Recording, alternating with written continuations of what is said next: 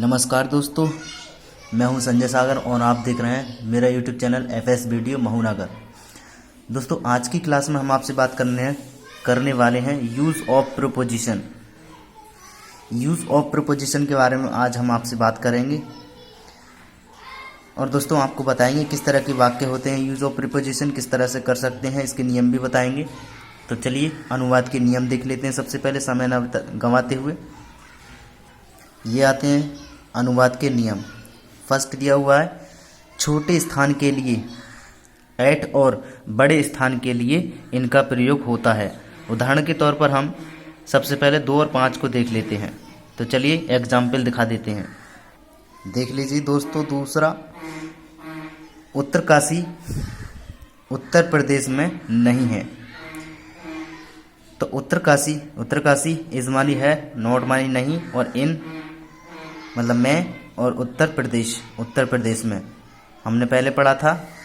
हम फिर दिखा देते हैं एक बार। छोटे स्थान के लिए एट और बड़े स्थान के लिए इनका प्रयोग होता है। अगर बड़ा स्थान आएगा तो एट का प्रयोग करेंगे और छोटा स्थान आएगा तो इनका प्रयोग करेंगे। तो दोस्तों हमने पहला दूसरा जो वाक्य देखा था उसमें इनका प्रयोग हुआ है। इसका मतलब ये हुआ कि बड़े स्थान के लिए इनका प्रयोग करते हैं, छोटे स्थान के लिए एट का प्रयोग करते हैं। तो इनका प्रयोग हमने किया था, यानी कि बड़े स्थान था वो, इसलिए। नेक्स्ट, गतिशील अवस्था के लिए इनटू का प्रयोग होता है। उदाहरण 4 देख सकते हैं। तो चलिए उदाहरण 4 भी दिखा देते हैं। चौथा है हमारा, एक छोटा बच्चा कुएं में गिर पड़ा। ए लिटिल, एक छोटा चाइल्ड यानी कि बच्चा, फेल गिर गया, इनटू यानी कि गति के लिए कहा गया है कि जब बच्चा गिरेगा ऊपर से तो गति करते हुए गिरेगा, नीचे की ओर गिरेगा, इसलिए ये दिया गति के लिए। Into the well, a little child fail into the well, एक छोटा बच्चा कुएं में गिर पड़ा। नेक्स्ट, ये दोस्तों यूज ऑफ प्रीपोजिशन के सेंटेंस हैं। फर्स्ट भी देख लेते हैं। कल तुमने आधी रात तक कार्य किया था। तो यस्टरडे मानी कल, और यू मानी तुमने, वर्कड मानी कार्य किया, टिल तक, मिडनाइट आधी रात, यानी कि कल तुमने आधी रात तक कार्य किया था। तो yesterday you worked till midnight. दोस्तों आपकी समझ में आ गया होगा, आप बना सकते हैं और आप बना करके देख सकते हैं वीडियो को पॉज करके। तो चलिए दिखा देते हैं हम आपके लिए सेंटेंस। 5वां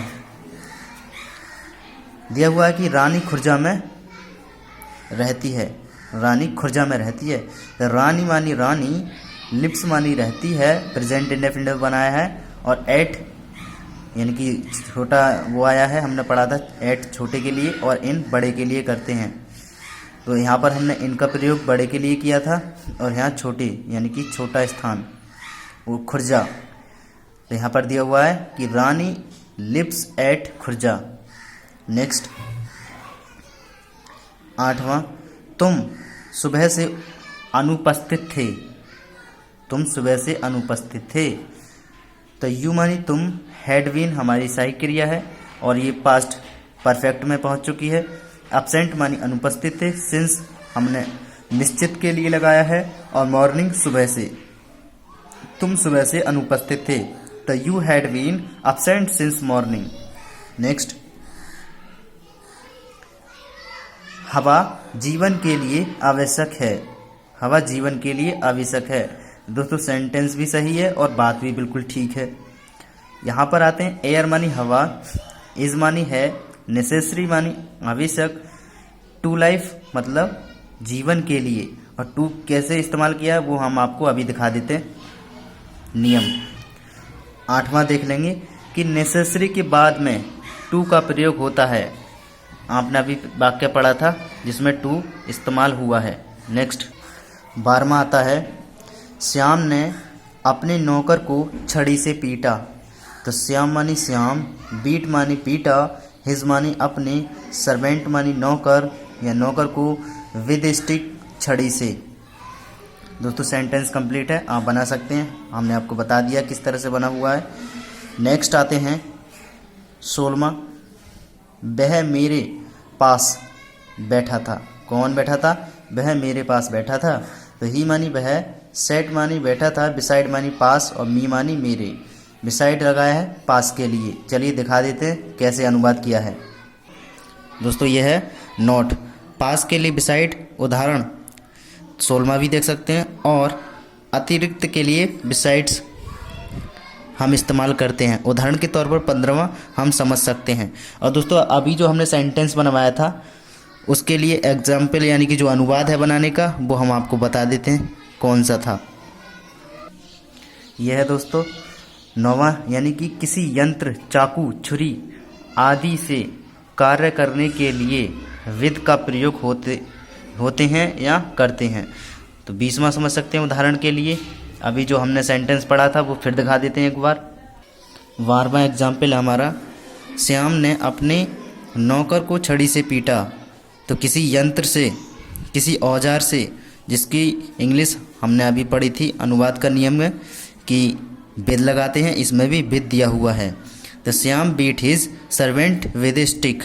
श्याम ने अपने नौकर को छड़ी से पीटा। नेक्स्ट।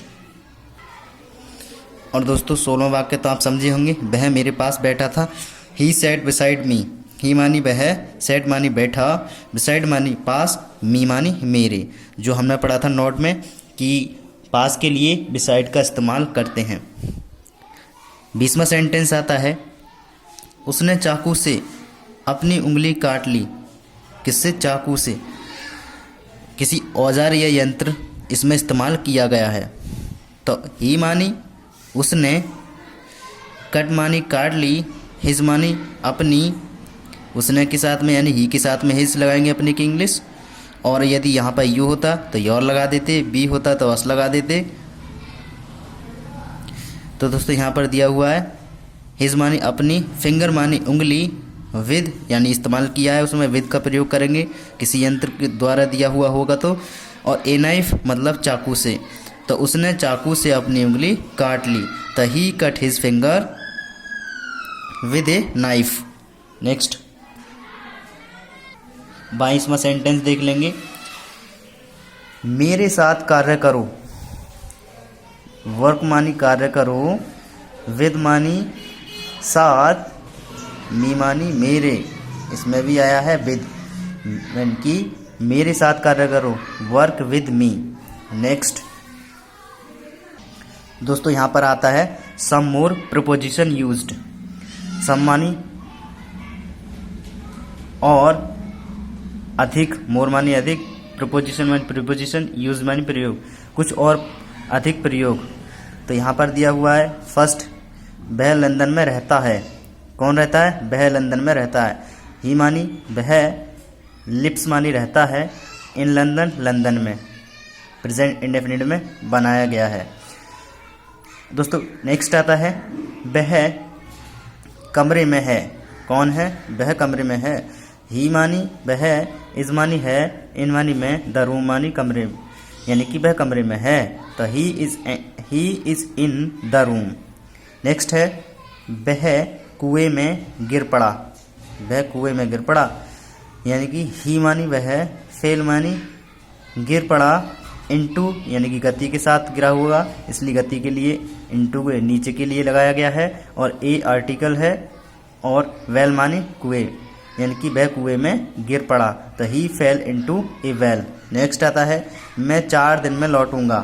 कौन लौटूंगा? मैं 4 दिन में लौटूंगा। आई मानी मैं, शैल हमारी सही क्रिया है, रिटर्न मानी लौटूंगा, इन मानी मैं, 4 डेज यानी कि 4 दिन, मैं 4 दिन में लौटूंगा। आई शैल रिटर्न इन 4 डेज। और दोस्तों ये जो वाक्य बनाया गया है वो फ्यूचर इंडेफिनिट में बनाया गया है। नेक्स्ट 6 आता है वह 4 दिन के बाद वापिस आ गया या वापिस आया। तो ही मानी वह, रिटर्न मानी वापस हुआ या वापिस आया, आफ्टर मतलब बाद, 4 4 और डेज दिन, वह 4 दिन के बाद वापिस आया। तो ही रिटर्न आफ्टर 4 days। नेक्स्ट आता है वह मेरे पास बैठा हुआ था। वह मेरे पास बैठा हुआ था। ही मानी वह, वॉज मानी था, सिटिंग मानी बैठा हुआ, बिसाइड मानी पास और मी मानी मेरे। तो दोस्तों सेंटेंस समझ में आ गया होगा, आप बना सकते हैं। वह मेरे पास बैठा हुआ था, तो he was sitting beside me, जो हमने अभी पढ़ा था। एक बार और आपको दिखा देते हैं, बाद में दिखाएंगे। सबसे पहले हम आपको प्रीपोजिशन की जो सेंटेंस है वो आपको समझा देते हैं और आपको नियम भी बताएंगे लास्ट में। तो दोस्तों ये 14वां वाक्य है हमारा, सूर्य हमारे ऊपर चमकता है। आप सभी लोग जानते हैं। तो द सन मतलब सूर्य, साइन मानी चमकता है, ओवर मतलब ऊपर, आसमानी हमारे, सूर्य हमारे ऊपर चमकता है। तो the sun shines over us. Next, मैं इसको जून से पहले कर लूँगा। मैं इसको जून से पहले कर लूँगा। आई मानी मैं, सेल मानी लूँगा, मतलब सहायक क्रिया है। डू मानी करना होता है, डू वर्ब की फर्स्ट फॉर्म है हमारी। इट मानी इसे या इसको, बिफोर मतलब पहले, और जून जून से। मैं इसको जून से पहले कर लूँगा। I shall do it before June. Next आता है 21वां हमारा वाक्य, वह कक्षा में मुझसे बहुत नीचे है। वह कक्षा में मुझसे बहुत नीचे है। ही मानी वह, इज मानी है, मच मानी अधिक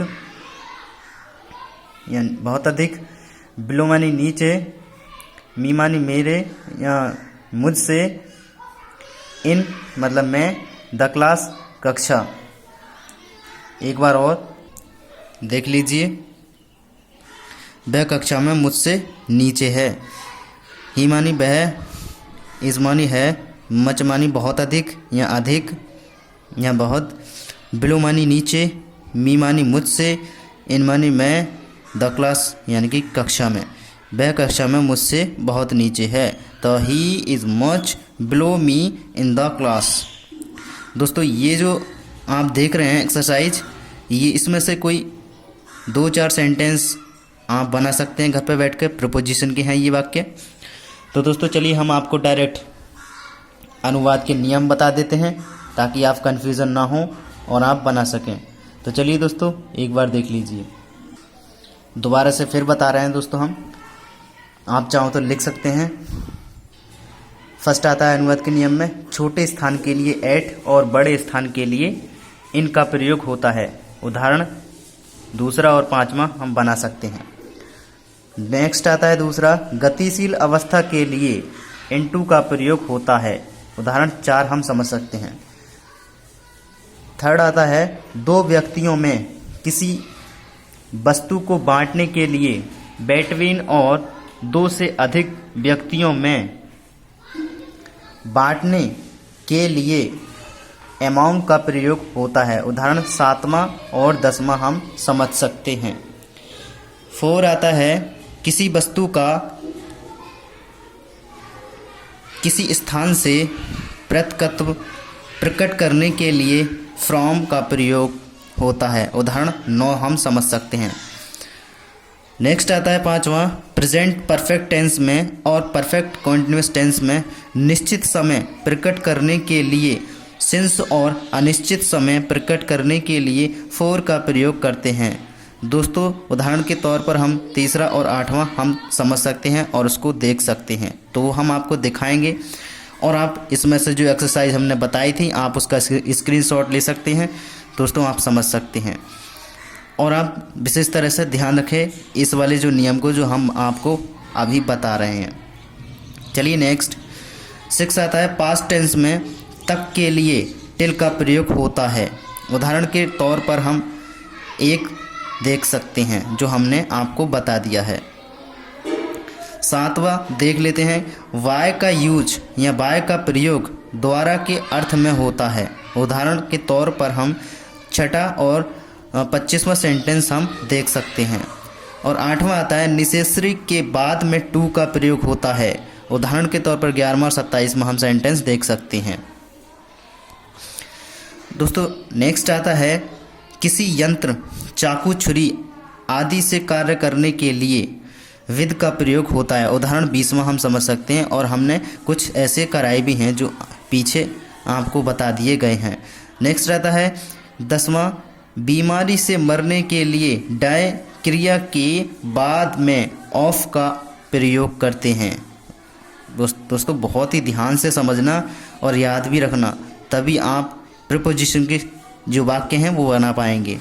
तो 13वां समझ सकते हैं और 28वां उदाहरण हम देख सकते हैं और समझ सकते हैं।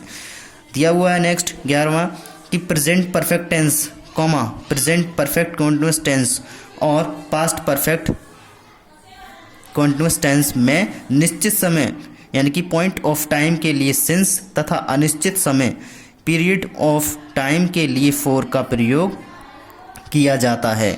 उदाहरण के तौर पर वाक्य हम 4 और 5वां देख सकते हैं। 12वां आता है प्रेफर के साथ टू का प्रयोग होता है, वाक्य 19 देख सकते हैं। 13वां आता है आफ्टर का अर्थ बाद में है और बिफोर का अर्थ पहले है, वाक्य हम 9वां और 10वां समझ सकते हैं उदाहरण के तौर पर। 14वां आता है हमारा अनुवाद के नियम का ही ये पॉइंट, इंजूरियस के पश्चात टू का प्रयोग होता है, वाक्य 17वां हम देख सकते हैं। नेक्स्ट आता है 15वां सामान्यता नेसेसरी के पश्चात टू का प्रयोग किया जाता है, वाक्य हम 8वां समझ सकते हैं। नेक्स्ट लास्ट आता है अनुवाद के नियम का कि स्याही से लिखने के लिए इनका प्रयोग किया जाता है, वाक्य हम 16वां समझ सकते हैं। तो चलिए वाक्य हम कुछ दिखा देते हैं। तो दोस्तों आपने देखा कि हमने अभी नियम पढ़े थे अनुवाद के नियम, उसी के हम एग्जाम्पल दिखा रहे हैं आपको इसमें से। तो दोस्तों जो आपने पहला नियम पढ़ा था उसका हम कर चुके हैं। और दोस्तों तीसरा आता है जो आपने पढ़ा था कि प्रेजेंट परफेक्ट कंटिन्यूअस और पास्ट परफेक्ट कंटिन्यूअस, ये ऐसे पढ़े थे आपने अभी नियम, तो उसी का ये फर्स्ट दिया हुआ है। तीसरा वाक्य देख लेते हैं हम, मैं 2 घंटे से अखबार पढ़ रहा हूँ। तो ये हमारा कौन से का है देखते हैं। तो हम ये हमारा साफ दिख रहा है कि प्रेजेंट परफेक्ट कंटिन्यूअस टेंस का है, जो हमने अभी पिछली बार पढ़ा था। तो यहाँ पर ये दिया हुआ है I have been reading the newspaper for अनिश्चित के लिए लगाया है और 2 और आवर्स माने घंटे से, मैं 2 घंटे से अखबार पढ़ रहा हूँ। तो I have been reading the newspaper for 2 hours. और दूसरा नियम हम नियम पढ़ा था हमने और इसका वाक्य देख लेते हैं कौन सा ये वाला देख लेते हैं। 7वां इन संतरों को राम रवि और हरि में बांट दीजिए, आपने अभी पढ़ा था अमाउंट का यूज़। तो डिवाइड मतलब बांट दीजिए, और दीज मानी इन, ऑरेंज मानी संतरों को, अमाउंट जो अभी यूज़ किया था नियम के हिसाब से, और राम मतलब राम, रवि एंड हरि, राम रवि और हरि में इन संतरों को बांट दीजिए। तो divide these orange among Ram Ravi and Hari. आता है कि हमने पढ़ा था फ्रॉम नियम के हिसाब से, तो ये है कमल ये किताब बाजार से लाया था, यानी कि कमल ब्रॉट दिस बुक फ्रॉम, ये आ गया द मार्केट। अब आ जाइए 10वां इन संतरों को अनिल और सुनील में बांट दीजिए, फिर वही आ गया डिवाइड मानी बांट दीजिए, दीज मानी इन, ऑरेंज मानी संतरों को, बेटवीन आ गया, इसमें अमाउंट का यूज़ आया है। और बेटवीन का भी हमने पढ़ा था नियम में, आप दोबारा से पढ़ सकते हैं उसको पीछे वापस जा कर के यदि समझ में नहीं आया तो। बेटवीन के बाद अनिल आया है, ये है, एंड सुनील आया है और ये है, और एंड के लिए ये यूज़ किया गया है। तो इन संतरों को अनिल और सुनील में बांट दीजिए। तो divide these orange between Anil and Sunil. फिर देख लेते हैं गिलहरी और पर्वत में झगड़ा हुआ, इसमें भी बिटवीन का यूज़ किया गया है। तो a quarrel arose between a squirrel and और माउंटेन। उसके बाद आता है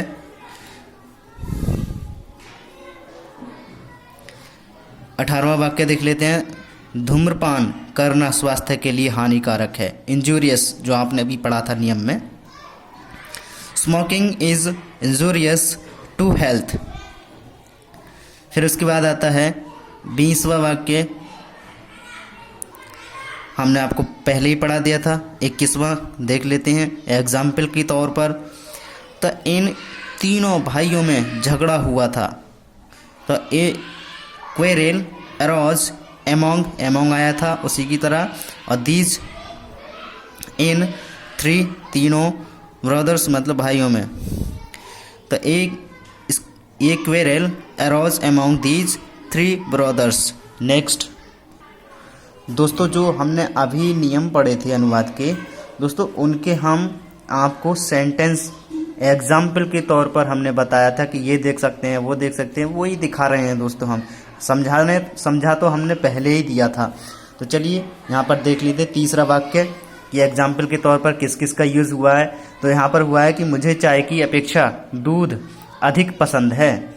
तो आई मानी मुझे, प्रेफर हमारा यूज़ हुआ है, मिल्क मानी दूध होता है, और टू टी यानी कि चाय की अपेक्षा, यहाँ प्रेफर अपेक्षा के लिए यूज़ किया गया है। तो मुझे चाय की अपेक्षा दूध अधिक पसंद है। I prefer milk to tea. Next आता है कि वह कल दिल्ली से आया था। He came from Delhi yesterday. From आया है, हमने पिछले मतलब पढ़ा था उसमें ही नियम में, अनुवाद के नियम में पढ़ा था फ्रॉम, और उसके एग्जाम्पल भी हमने बताए थे कि मतलब हम बताएंगे आगे, तो वही बता रहे हैं हम आपको। फिर आता है कि जून मई के बाद आती है। तो यहाँ पर लिखा हुआ जून कम से माने आती है, आफ्टर यानी बाद में मई के, मतलब मई लिखा हुआ है ये। तो जून मई के बाद आती है, जून कम आफ्टर मई। फिर ये है, इसका भी हमने पढ़ा था नियम। तो एक निर्धन लड़का एड्स से मर गया। ए पुअर मतलब निर्धन या गरीब, बॉय माने लड़का, डाइड माने मर गया, ऑफ एसिड एड्स से। एक निर्धन लड़का एड्स से मर गया।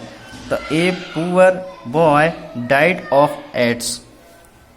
तो दोस्तों ये थे जो हमने आपको बता दिए हैं प्रपोजिशन। और दोस्तों आगे मिलते हैं नेक्स्ट वीडियो में।